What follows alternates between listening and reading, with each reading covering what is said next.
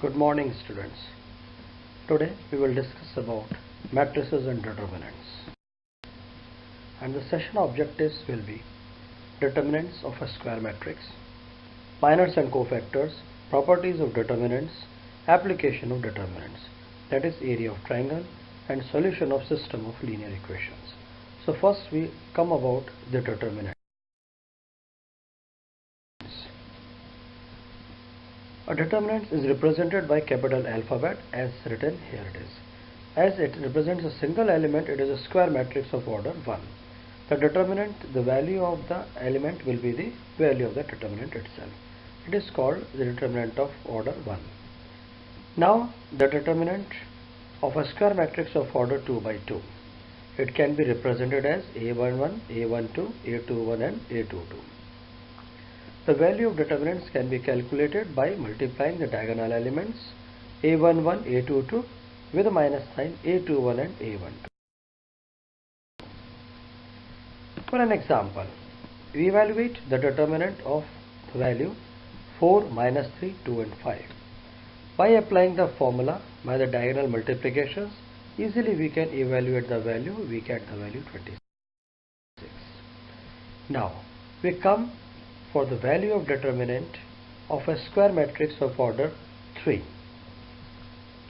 This can be represented as it is given, the first element and corresponding its minors, minus A12 its minors plus A13 into its minors, expanding along the first row. So this way we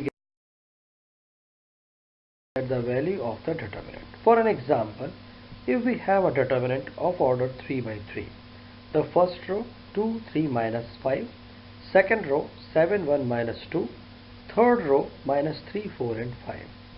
By applying the formula of evaluation of the determinants, expanding along the first row, we get the value of the determinant as shown in the diagram, that is 140. And a vertical line from that element, and the remaining element will become the minor of that matrix. So this way the minors of all the elements of a matrix can be obtained. The next term comes, that is cofactors. Cofactors is represented by capital C ij or capital A ij. I represent the row and j represent column. The cofactor of the element small a ij in the matrix A is minus 1 raised to the power I plus j into its corresponding minor, where mij is the difference between the minors and the cofactors. If the sum is odd, the sign will change, but if the sum is even, the sign will remain changed as well as the numerical value will remain same. Now with the help of these minors and cofactors, we can easily calculate the value of determinants. If we consider the determinant capital A of order 3 by 3, the elements are represented as A11, A12, A13, A21, A22, A23, A31, A32 and A33. Then the formula for the determinant is summation of j 1 to 3 minus 1 raised to the power I plus j small a ij into its minor capital M ij, or this can be represented as j I j from 1 to 3 small a ij into capital C ij. It means element is multiplied by its corresponding cofactor. Using this formula we get, it is a I into a C I a I1 plus a I2 C I2 plus a I3 C I3. I can be 1, 2 or 3, that is A11 C11 plus A12 C12 plus A3 or C13. Or if we expand it along the second row or the third row, anyone we can do it, and we easily can get the value of the determinant of order 3 by 3. Now we move to the properties of determinants. First property, if we interchange the rows and columns then the value of determinant does not change. So the value of determinant A and its transpose, it remains same. If any two rows or two columns of a determinant are interchanged, then the value of determinant is changed by minus sign. The numerical value remain same. The third property, if all the elements of a row or a column is multiplied a non-zero number k, then the value of the new determinant is k times the value of the original determinant.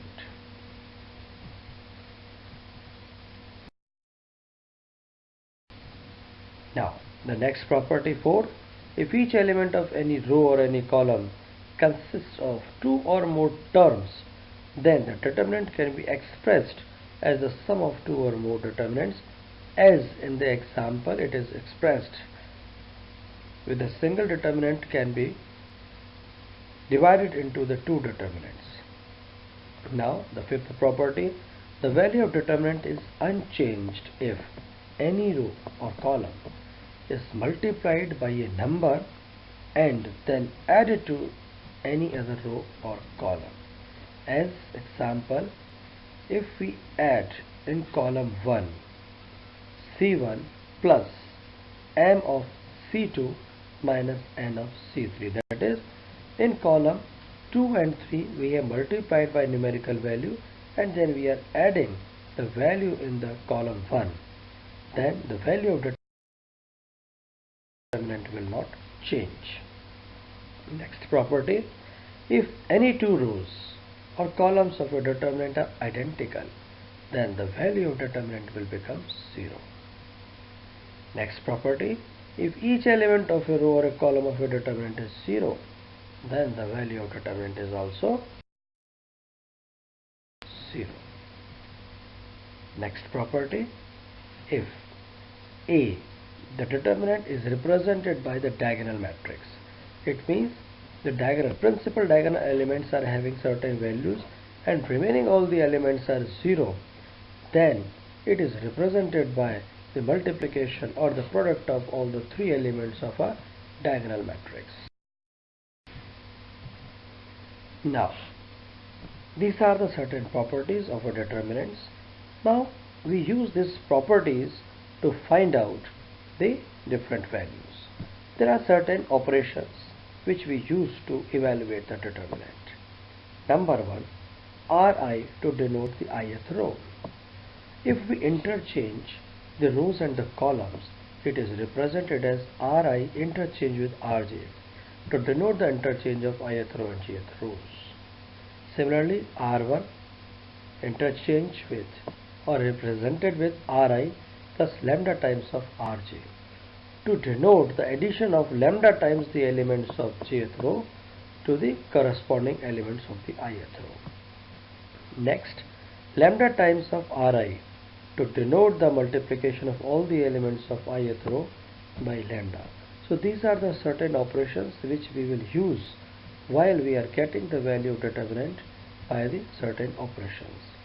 Similar notations can be used to denote the column operations by replacing R by C, that is, rows can be interchanged with the columns also. Now the evaluation of determinants. If a determinant becomes 0 on putting x is equals to alpha, then x minus alpha is the factor of that determinant. For example, we have a determinant, the first row x5 2, second row x square 9 4, third row x cube 16 and 8. Then the value of x is equals to 2. We have to find out the value of the determinant x is equals to 2. The determinant will become 0 because C1 and C2 are identical at x is equals to 2. Hence we can say that x minus 2 is a factor of this determinant. Now we come for the next part of the properties of determinant, that is sign system of the expansion of determinant.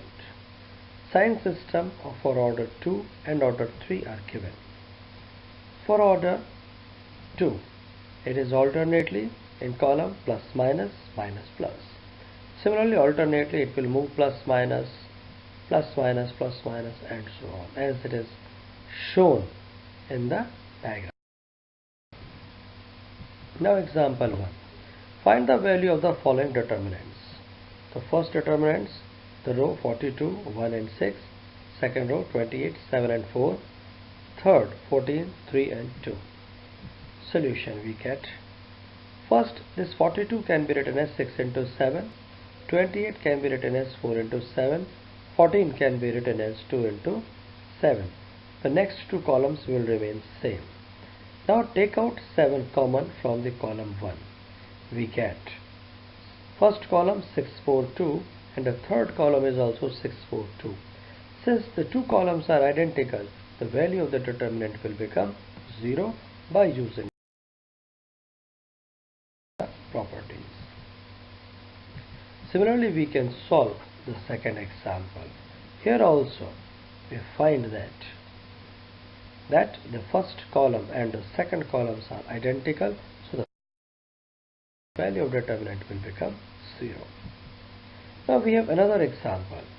Evaluate the value of determinant where first column is 1, 1, 1, second ABC, and the third column is the addition of B plus C, C plus A and A plus B. As this can be solved by making the column identical, by applying the property C3 can be written as C3 plus C2. Now we observe that the column 3, all the three elements A plus B plus C is same. So the next step, A plus B, B plus C can be take out common. So first and the third column will become identical as unit element. The value of determinant will become 0.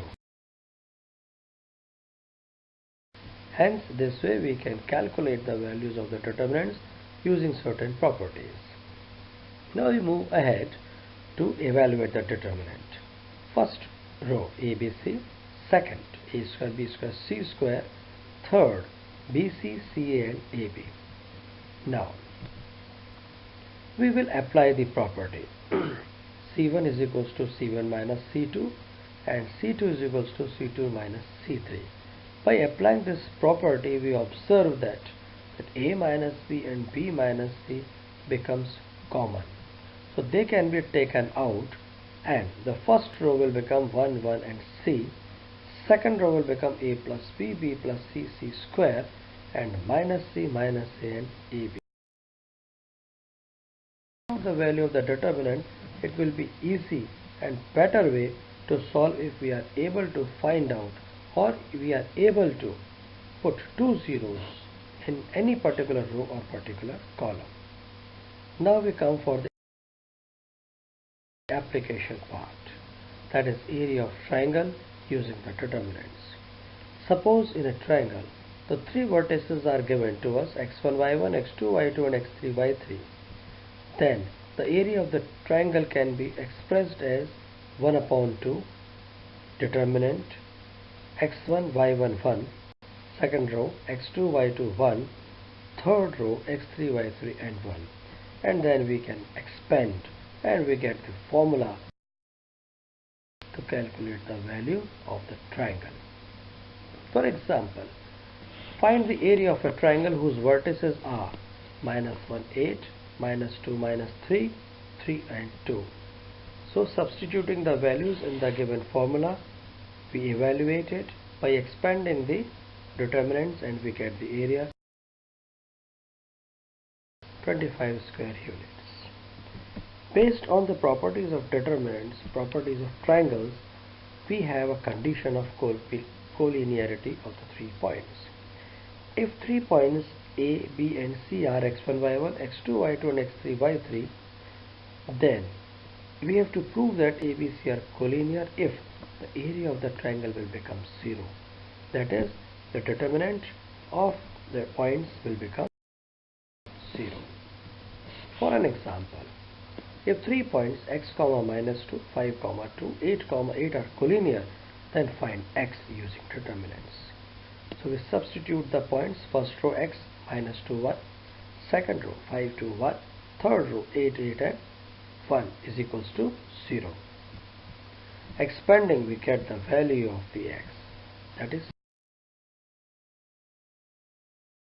3.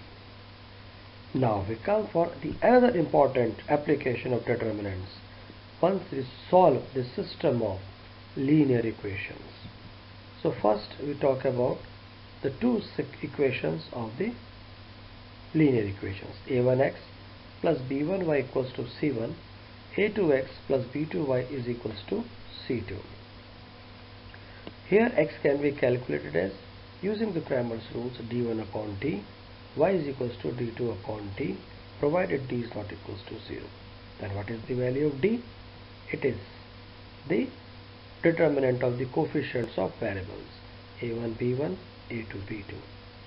d1 is the value of the determinant. Once in the first column the constants are there, c1 c2, in the second column coefficients of y.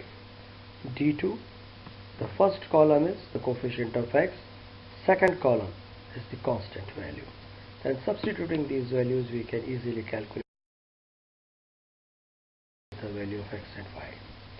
Now if d becomes 0, then the system of consistent and has unique solution if it is not 0. But if d is equals to 0 and d1 and d2 are also 0, then the system is consistent and has infinitely many solutions. But if d is 0 and one of d1 and d2 is non-zero, then the system is inconsistent and has no solution. For example, we have equation 2x minus 3y equals to 7 and 3x plus y equals to 5. We find the value of d, which is non-zero, we have 11. Then we calculate the value of d1, which is 22, d2 it is minus 11. So using this rule we get the values of x and y easily by substituting in the formula. Now solution of a system of three linear equations.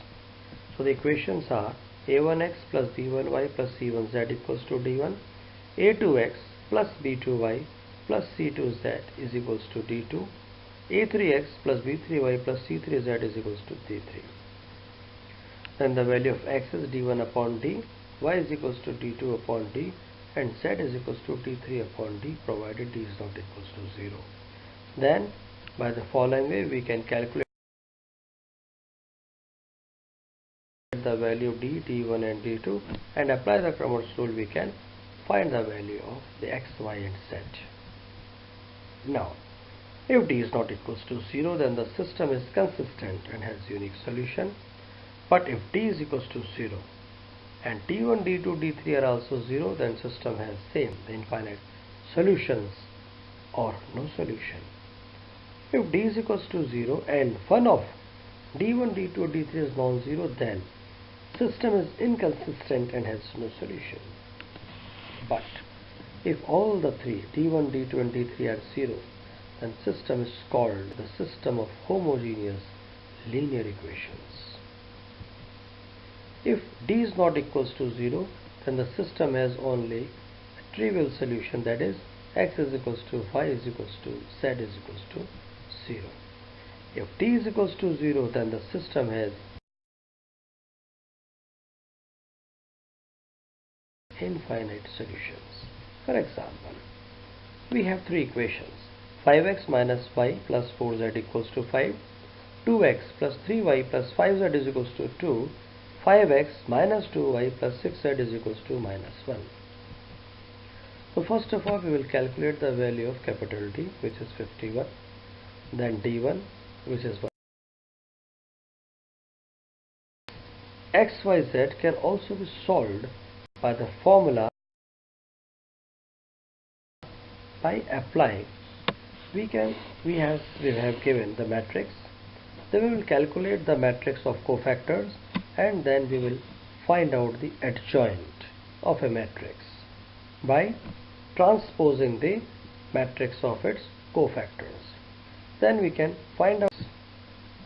Then using this A inverse we can calculate the value of the system of equations by applying or by substituting it in the values Ax is equals to B and x can be A inverse into B. So this way we can find out the inverse of the matrix. So this completes the chapter, that is determinants. Thank you.